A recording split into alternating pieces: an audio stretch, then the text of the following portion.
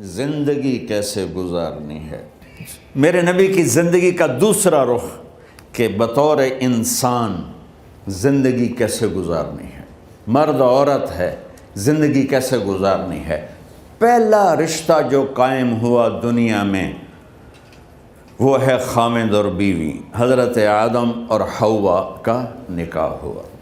اللہ تعالیٰ نے عورت کو کمزور بنایا تو پہلے دن سے اس کو عزت اور احترام دیا تاکہ ساری زندگی اس کمزوری سے ناجائز فائدہ نہ اٹھایا جائے بلکہ اس کو عزت دی جائے۔ کہ آدم علیہ السلام کے لیے مٹی اکٹھی کی، پانی ڈالا، گوندھا اور ایک اسٹیچو بنایا اور ڈال دیا۔ جب وہ خشک ہوا اس میں روح ڈالی اور پھر وہ ننگے بدن تھے، پھر ان کو جنت کے کپڑے پہنائے اور جنت میں ڈال دیا۔ اس کائنات کا حسن بھی عورت سے ہے اور جنت کا حسن بھی عورت سے ہے۔ حضرت آدم علیہ السلام جنت میں، لیکن بابے جی دا دل ہی نہیں لگتا، کلے کلے ہی ٹرے پھر دیں۔ اب اللہ نے عورت کو بنانے کا ارادہ کیا تو اللہ ایک ڈھیر مٹی کا اکٹھا کر کے عورت کے لیے بھی بنا دیتا اور اس کا اسٹیچو بنا دیتا اور اس کو خشک ہونے دیتا، پھر اس میں روح ڈالتا، پھر اس کو کپڑے پہناتا۔ آپ حیران ہوں گے، سبحان اللہ، اللہ نے ایسا نہیں کیا۔ آدم علیہ السلام سوئے، آنکھ کھلی تو دیکھا ایک خوبصورت حسین عورت۔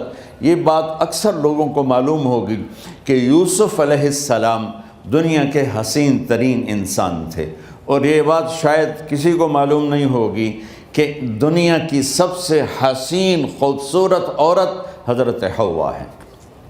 حوا جن پر بڑھاپا آیا ہی نہیں، 1000 سال کے قریب زندگی گزاری، بڑھاپا نہیں آیا۔ حضرت آدم اور حوا قریب قریب عمر تھی۔ حضرت آدم کی عمر تو کتابوں میں مل جاتی ہے 1000 برس، لیکن حضرت حوا کی عمر کتنی تھی یہ کہیں پڑھنے کو ملا نہیں، اس لیے میں اندازہ کرتا ہوں کہ قریب قریب ہوگی۔ بڑھاپا نہیں آیا، بیماری نہیں آئی۔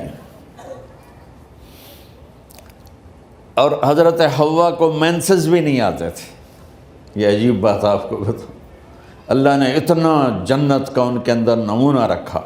تو جب حضرت آدم کی آنکھ کھلی تو دیکھا ایک حسن کا پیکر، انہوں نے تو جنت ہی بھول گئی۔ کہنے لگے یا اللہ ہن دل ٹھریا جا کے، یا اللہ کون ہے؟ کہ تیری بیگم۔ کہ واہ جی واہ، موجاں ہی موجاں۔ تو اللہ تعالیٰ نے نکاح پڑھایا۔ سبحان اللہ، اپنے نبی کی شان دوبارہ سنو۔ تو اللہ نے کہا آدم اپنی بیگم کا مہر ادا کرو۔ تو وہ پوچھنے لگے کیا مہر ہے؟ دیکھو ایک بات سنو، مہر کسی کی بیٹی کی قیمت نہیں ہوتی۔ $1 ہو یا $1 ٹریلین ہو، بیٹی کی کوئی قیمت نہیں ہوتی۔ یہ ایک نشان ہے کہ اس بچی پر اب یہ جو خامند ہے وہ موت تک خرچہ اس کے ذمہ ہے، بیوی کے ذمہ خرچہ نہیں ہے۔ خامند کما کے لائے گا اور اپنی بیگم کو کھلائے گا، اور بیوی گھر کی ذمہ داری نبھائے گی۔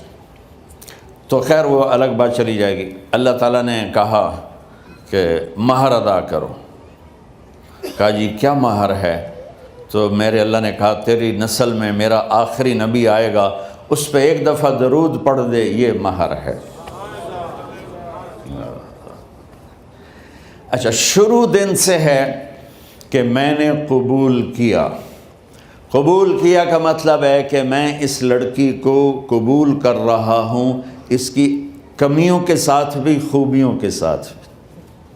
اور جب لڑکی کہتی ہے سائن کرنا قبول کیا ہے، یا زبان سے کہے قبول کیا ہے، تو یہ اس بات کی گارنٹی ہے کہ میں نے اپنے اس لڑکے کو خامد ہونے کے طور پہ قبول کیا، اس کی کمیوں کے ساتھ بھی، اس کی خوبیوں کے ساتھ بھی۔ اور جو ہی شادی ہو کر ڈولی سسرال کے گھر جاتی ہے تو ٹیسٹ شروع ہو جاتا ہے، کی کر دیے، باندھی کے میں، اٹھیں دی کے میں، بول دی کے میں۔ اور اس میں بہت زیادہ نیگیٹو کردار ہے سسرال کا، کئی لڑکیوں کا، کیونکہ ہم نے اپنے نبی کی زندگی نہیں قبول کیا۔ یہ واجب ہے کہنا قبول کیا، کہ جس میں پیغام ہے کہ اب میں اس کی میں کوئی کمی ہے وہ بھی قبول کروں گی، کوئی خوبی ہے تو سر ماتھے پر، اور لڑکا کہتا ہے کہ میں اسے قبول کرتا ہوں، اس کی خوبیوں کے ساتھ بھی کمیوں کے ساتھ بھی۔ یہ بات یاد رکھنا، پرفیکشن کبھی تلاش نہ کرنا، پرفیکشن کبھی تلاش نہ کرنا۔ اللہ نے 100 نمبر نہیں مانگے، 51، ایک نمبر اوپر ہو گیا۔ گناہ تمہارے 50 ہیں اور نیکی تمہاری 51 ہے، تو اس ایک پر ہم تمہیں جنت میں ڈال دیں۔ اب کوئی خامند اپنی بیوی میں پرفیکشن دیکھنا چاہے، بیوی اپنے خامند میں پرفیکشن دیکھنا چاہے، ساس سسر اپنی بہو میں، ساس سسر اپنے داماد میں، بھائی اپنے بھائی میں، ماں باپ اپنی اولاد میں، اولاد اپنے ماں باپ میں، جہاں یہ نظر ہوگی تو وہاں لڑائی ہوگی۔ کمیوں کے ساتھ قبول کرو۔ قبول کا لفظ اتنا واجب ہے، تو ڈر تو پھر بہ گئی تھی نا۔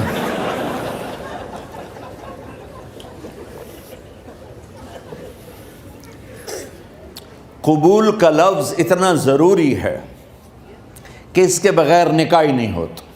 میں یہ کئی جگہ لطیفہ سنا چکا ہوں، اور واقعی قصہ بھی ہے، ایسے لطیفہ نہیں ہے۔ میرے دوست ہیں، ذمہ دار ہیں اچھے، تو ان کے گاؤں کا ایک بچہ چھوٹی عمر میں بسوں پہ جا کے نا وہ جاب پہ لگ گیا، تو اس کا کام ہوتا ہے بس کو صاف کرنا، ڈرائیور کو چائے پلانا، اور جہاں کہیں رش ہو تو اس کو ڈائریکشن دینا، استاد جی کٹ لو، استاد جی آن دیو، استاد جی جان دیو، تو یہ اس کا محاورہ بن جاتا ہے۔ اب اس کا نکاح ہوا تو مولانا صاحب نے کہا بھائی عبد الرحمن، میں فرضی نام لے رہا ہوں، نام مجھے اس کا یاد نہیں، عبد الرحمن زینب بنت اسلم نو تیرے نکاح دیتا 500 مہر تو قبول کیتا؟ تھوڑی دیر سوچ کے کہندا جی آن دیو۔ اس نے ساری زندگی آن دیو ہی سیکھا تھا، تو اس کے بھائی نے اس کو کوئی نہیں ماری، تو کہنے لگا جی جان دیو۔ مولانا صاحب نے کہا آن دیو جان دیو نال کم نہیں بننا، تو آگا میں قبول کیتا۔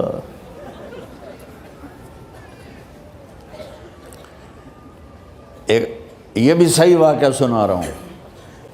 ایک نوجوان نے بیوی کو 3 طلاق دے دی کٹھی، اب ہو گیا پریشان، مولانا صاحب کے پاس گیا، کوئی میرے جیسا ہوگا، مولانا صاحب 3 طلاق دے بیٹھا، کوئی مسئلہ کا حرام؟ کہا جی کوئی رستہ حرام، کوئی گنجائش حرام۔ اس نے جیب سے موٹا سا لفافہ نکالا اور مولانا کے جا نماز کے نیچے ڈال دیا، کہ مولانا صاحب کوئی گنجائش؟ کہ ہن تو سوچنا ہی پوے کی آکھیا ہی تو اپنی بیگم نو؟ اس آکھیا جی میں آکھیا ہی 3 طلاق، اس آکھیا مبارک ہوئے طلاق نہیں ہوئی۔ میں آکھیا جی او کیویں؟ آکھے او جڑا یہ طلاق ہے عربی دا لفظ، اس سے چاکھنا پمدا ہے طلاق۔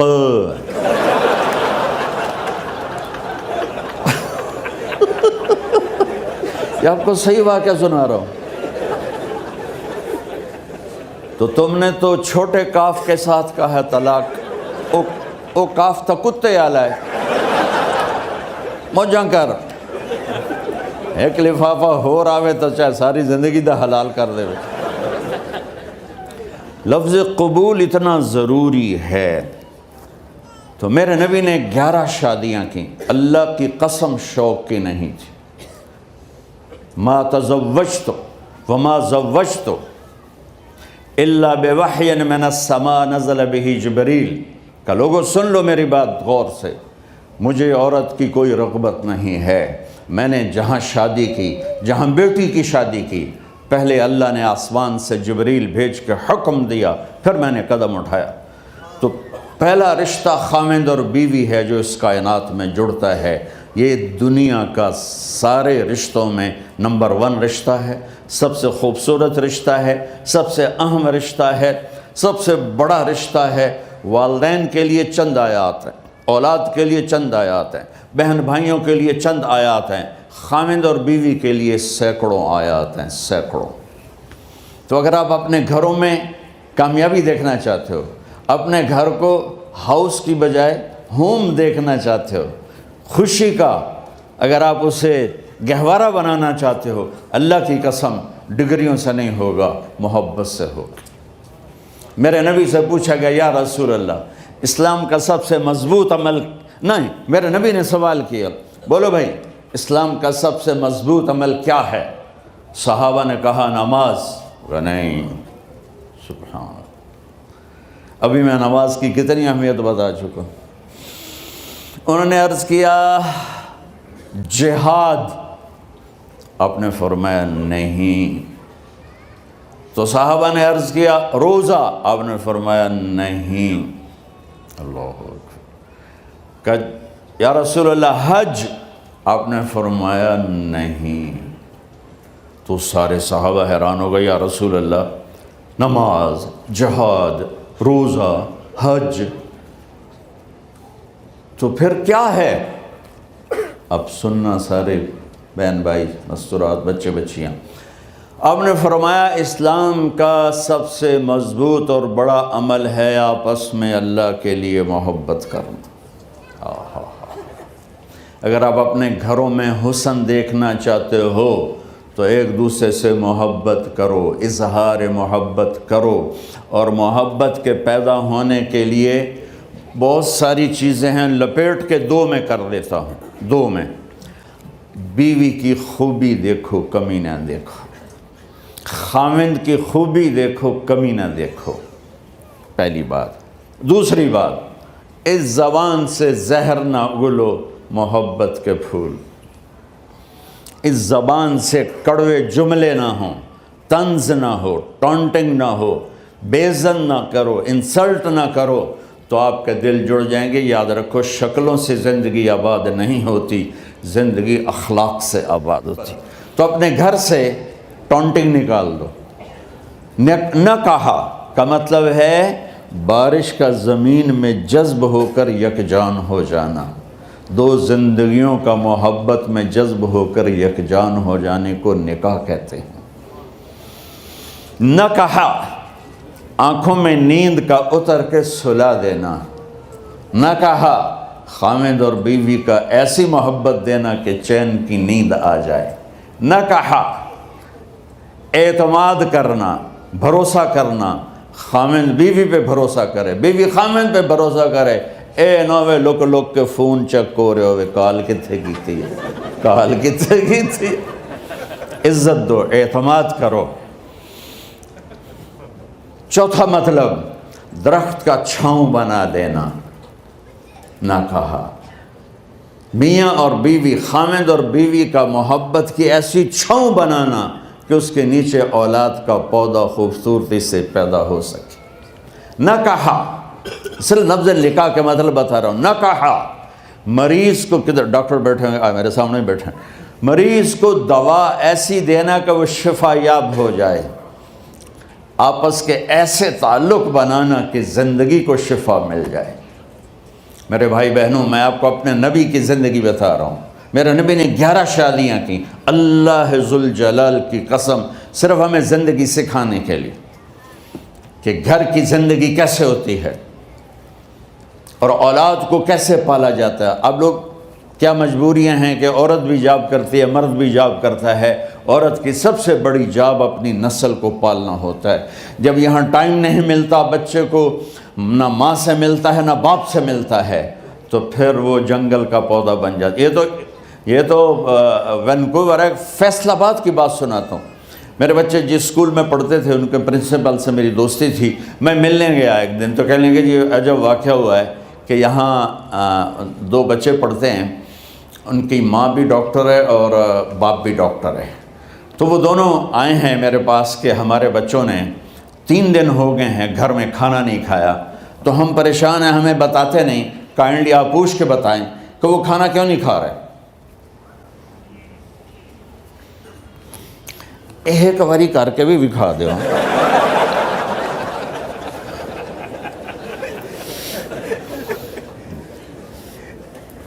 ہمارا دین اتنا خشک نہیں، ہمارے مولوی صاحبان نے زیادہ خشک بنا دیا. تو انہوں نے دونوں بچوں کو بلایا. سننا، سارے فیملیز بیٹھے ہو جہاں میں فیملی کی زندگی کو فوکس کر کے نبی سے جوڑ کے بتا رہا ہوں، طارق جمیل کے تجربے نہیں بتا رہا. دونوں بچوں کو بلایا. بیٹا آپ کھانے کو نہیں کھا رہے؟ کہا جی ہم اپنے ممی اور بابا کے سامنے نہیں بتائیں گے. تو انہوں نے دونوں کو باہر بٹھا دیا. پھر پوچھا اب بتاؤ کیا مسئلہ ہے؟ ان کا سر ہم صبح جب ناشتہ کرتے ہیں تو ہمارے ممی ڈیڈی سو رہے ہوتے ہیں، ہماری ان سے ملاقات نہیں ہوتی. جب ہم اسکول سے واپس آتے ہیں تو ممی ڈیڈی اپنے میڈیکل کالج میں ہوتے ہیں، ہاسپٹل میں ہوتے ہیں، تو ہمیں ان کو دیکھنے کا موقع نہیں ملتا. شام کو جب ہم کھانا کھاتے ہیں تو یہ دونوں اپنے پرائیویٹ کلینک میں ہوتے ہیں، تو ہم ان کو دیکھ نہیں پاتے. پورا ہفتہ گزر جاتا ہے، ہمیں ماں باپ کی شکل نظر نہیں آتی. تو ہم نے سٹرائک کی ہے کہ ایسے ماں باپ کی روٹی کیا کھانی جو اپنی شکل بھی نہ دکھا سکیں. تو اس لیے ہم نے کہا ہم نے بائیکاٹ کیا ہے، گھر میں نہیں کھانا ہے. تو ایسی لائف مت بناؤ. یہاں ایک بہت بڑا چکر شیطان دیتا ہے، بڑی گاڑی لے لو، $100 کی قسط تو ہے، اور بڑا گھر لے لو، $200 یا $100 کی قسط تو ہے. پھر میاں بھی کام کرے، بیوی بھی کام کرے، جو کہ بڑا گھر باقی رہے، تو خوشیاں تو مٹ گئیں. جو ڈبل جاب کرے گا، پھر ڈبل جاب کرتے ہیں. ڈبل جاب کرنے والا بیچارہ تھکا ہوا ذہن لے کے آتا ہے، وہ کیسے ٹائم دے گا اپنے بچوں کو خوشی کے ساتھ؟ جو ماں جاب کر کے آئے گی پھر کھانا پکائے گی، وہ جب اتنی تھک جائے گی تو اپنے بچوں کو کھلا ٹائم کیسے دے سکے گی؟ پوری کائنات کی ذمہ داری تھی میرے نبی کے سر پر، اور آپ اس کے باوجود روزانہ حسن حسین کے لیے وقت نکالتے تھے. اور انہوں کو آ کر کوئی لیکچر نہیں. دیکھو ماں باپ سے ایک بات کرتا ہوں، لیکچر تھوڑا دو، محبت زیادہ کرو. یہ نہ کرو، یہ کیوں کیا، یہ کرو، یہ کرو، یہ چھوڑ کر صرف سینے سے لگاؤ، صرف محبت دو. کمیوں سمیت بچوں کو قبول کرو، ان کی زندگی تبدیل ہو جائے گی. اتنے بڑے نبی، اتنی بڑی ذمہ داری، اور اتنا درد سینے میں کہ آپ کے سینے سے ایسے ابلنے کی آواز آتی تھی جیسے ہانڈی ابلتی ہے. اس کے باوجود آپ روزانہ کہتے این اللقا، میرے شرارتی بچے کدھر ہیں؟ تو وہ بھاگے بھاگے آتے. دیکھو میں فزیکل کر کے بتاؤں گا تاکہ آپ کو پتہ چلے زندگی کیسے گزاری. کہ میرے شرارتی بچے کدھر ہیں؟ 7 بر اعظم کی ذمہ داری ہے. اور تھوڑی چھوٹیاں جابن تو تسی کہتے ہو بزی بڑے ہیں، بزی بڑے ہیں. میرے نبی پہ 7 بر اعظم کے انسانوں کی ذمہ داری ہے، اور آخری آنے والے انسان تک کی ذمہ داری ہے. اس سے بڑی جاب کس کی ہوگی کائنات میں؟ اور پھر آپ روزانہ آتے ہیں این اللقا، میرے شرارتی بچے کدھر ہیں؟ تو حسن حسین بھاگے بھاگے آتے. آپ ان کے لیے یوں ہو جاتے تھے، آؤ بھائی میری کمر پہ چڑھ جاؤ. اپنے نبی کی عظمت کو جانو کہ انہوں نے زندگی کیسے سکھائی. چاند کے 2 ٹکڑے کر دینا کوئی معمولی بات ہے، آسمان چیر کے چلے جانا معمولی بات ہے، ایک زندگی سکھا کے جانا سب سے بڑی بات ہے. کتنی اولادیں برباد ہو گئیں ماں باپ کی وجہ سے، کتنے گھر اجڑ گئے ساس سسر کی وجہ سے، کتنے گھر اجڑ گئے لڑکی کے بدتمیز ہونے کی وجہ سے، کتنے گھر اجڑ گئے لڑکے کے شرابی اور باہر کی گندگی کی وجہ سے. زندگی سیکھو. یہ اتنے بڑے نبی ہو کر آپ یوں ہو رہے ہیں جیسے میں نے آپ کو کر کے دکھایا. دونوں کو اوپر بٹھا لیتے اور کمرے میں چکر لگاتے تھے، پھر یوں کر کے پوچھتے تمہارا اونٹ کیسا ہے؟ سوال. پھر دونوں کو اتار لیتے اور اپنی نواسی زینب، جن کو حضرت علی کی وراثت ملی کس کی؟ علم کی، فصاحت اور بلاغت کی، ان کو کمر پہ بٹھا لیتے اور اکیلی زینب کو پورے گھر میں چکر لگواتے تھے۔ اور بھی دکھ ہیں زمانے میں محبت کے سوا، راحتیں اور بھی ہیں وصل کی راحت کے سوا، کیا صرف کمانا ہی کام ہے؟ ادھار کی زندگی سے بچو، خوش و خرم رہو، اس کو قسط دینی ہے، یہ قسط دینی ہے، یہ قسط دینی ہے، یہ دینی ہے، سر میں درد نہیں ہوگا تو اور کیا ہوگا؟ تو آپ اتنے بڑے عظیم ہو کر وقت نکال رہے ہیں، اور حضرت ابو ہریرہ فرماتے ہیں میری آنکھوں نے دیکھنا سارے کہ آپ نے کبھی حسن کبھی حسین یہاں جیسے مائیں کرتی ہیں ادھر کھڑا کیا ہوا ہے اور جھولا جھلا رہے ہیں ایسے، اور ان کے دونوں ہاتھ پکڑ کر کہہ رہے ہیں آ جاؤ اوپر آ جاؤ، اوپر آ جاؤ، آگے پہاڑی ہے، اوپر آ جاؤ، آگے پہاڑی ہے، تو ایسے ایسے آتے، اور اوپر آؤ، وہ یہاں آ جاتے، آگے آؤ، وہ یہاں آ جاتے، آگے آؤ، وہ یہاں آ جاتے، تو پھر آپ یوں ہو جاتے، آگے آؤ، تو چڑھتے چڑھتے یہاں آ جاتے، جب وہ یہاں آ جاتے تو آپ ان کے ہاتھ فکس کر کے آگے بڑھ کر ان کے ہونٹوں کا بوسہ لیتے اور کہتے یا اللہ میں ان سے پیار کرتا ہوں، تو بھی ان سے پیار فرما۔ بھائیو اللہ کی قسم، پیسے سونے چاندی سے زندگی میں خوبصورتی نہیں آتی، نبی کی غلامی سے زندگی میں خوبصورتی آتی ہے۔ اتنے بڑے نبی ہیں اور حضرت عائشہ سے کہہ رہے ہیں دوڑ لگائیں۔ یہاں کسی مولانا سے پوچھو اپنی بیوی سے کبھی کہا اس نے کہ دوڑ لگائیں؟ الٹا سوٹا لے آتے کھلو جاوے گا۔ عائشہ دوڑ لگائیں، اور واپسی کہاں سے ہو رہی ہے؟ دوڑ کہاں لگ رہی؟ جہاد کے سفر سے واپسی ہو رہی، اور آپ نے اپنے صحابہ سے کہا سب آگے چلے جاؤ۔ جب سارے آگے چلے گئے اور کوئی نظر نہیں آ رہا تو آپ نے کہا عائشہ آؤ دوڑ لگائیں، تو حضرت عائشہ کہتی ہم نے دوڑ لگائی تو میں آگے نکل گئی لیکن ابھی پیچھے رہ گئے۔ کچھ سال گزرے تو پھر ہم سفر سے واپس آ رہے تھے تو آپ نے صحابہ سے فرمایا سب آگے چلے جاؤ، چلے گئے۔ آپ نے کہا عائشہ دوڑ لگائیں؟ کہ جی لگائیں۔ کون دنوں میں ذرا موٹی ہو گئی تھی تو پھر اللہ کے نبی آگے نکل گئے، میں پیچھے رہ گئی، تو آپ نے کہا عائشہ ہاذہ بتلک، آج تو اور میں برابر